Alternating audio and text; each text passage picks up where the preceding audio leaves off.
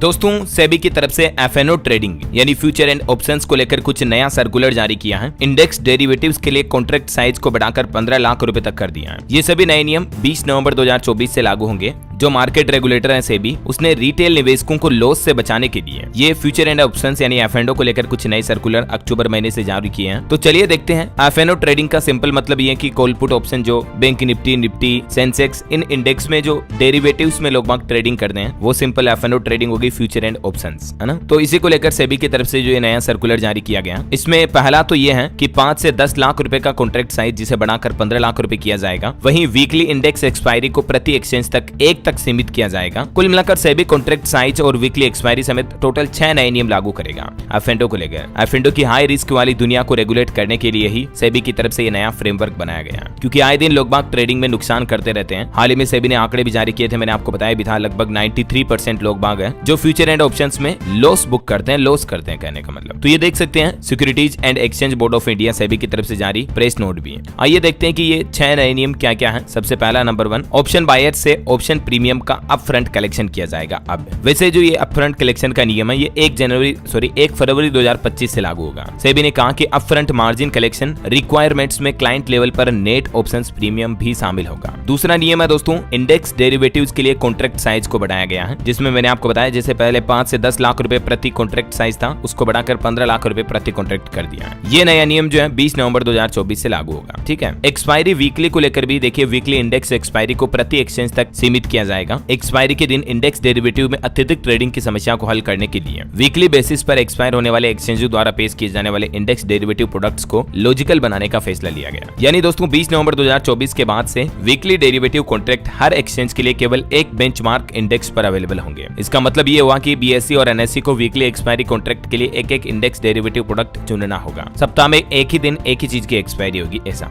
चौथा नियम है, पोजीशन लिमिट्स की इंट्राडे मॉनिटरिंग की जाएगी। सेबी ने स्टॉक एक्सचेंजों को इक्विटी इंडेक्स डेरिवेटिव के लिए मौजूदा पोजीशन लिमिट्स की मॉनिटरिंग यानी कि निगरानी करने का निर्देश दिया है, क्योंकि एक्सपायरी के दिन भारी मात्रा में पोजीशन के कारण परमिसिबल लिमिट से ज्यादा पोजीशन बनाने का रिस्क होता है। और ये नया नियम 1 अप्रैल 2025 से इक्विटी इंडेक्स डेरिवेटिव कॉन्ट्रैक्ट्स पर लागू किया जाएगा। ठीक है। पांचवा नियम है दोस्तों, ऑप्शन एक्सपायरी के दिन टेल रिस्क कवरेज में भी बढ़ोतरी की गई है। अब ये अलग अलग तरह की एक्सपायरी की डिटेल और इसमें रिस्क बढ़ोतरी की डिटेल भी आप स्क्रीन पर देख सकते हैं। छठा है कि एक्सपायरी के दिन कैलेंडर स्प्रेड ट्रीटमेंट को हटाया जाएगा, क्योंकि एक्सपायरी के दिन अक्सर आपको पता होगा हीरो जीरो ट्रेड बनाने के चक्कर में कई लोग बाग आते हैं, हीरो तो कोई बन नहीं पाता, सब जीरो बन जाते हैं और अच्छा खासा नुकसान उठा लेते हैं। यही वजह दोस्तों की सेबी की तरफ से ये कुछ नई गाइडलाइंस और नए नियम लागू किए गए हैं। और भी आपके मन में एफएनओ के रूल्स एंड रेगुलेशंस को लेकर कोई सवाल है तो बिल्कुल बेझिझक मुझे नीचे कमेंट करके पूछिएगा, मैं रिप्लाई करने की जरूर कोशिश करूंगा दोस्तों। और बाकी इस वीडियो को लाइक और शेयर करना, डीएलएस न्यूज चैनल को सब्सक्राइब करके बेल आइकन जरूर दबा देना, रोजाना ऐसी इन्फॉर्मेटिव काम की खबरें, महत्वपूर्ण जानकारियां देखते रहने के लिए। जय हिंद, जय भारत, वंदे मातरम।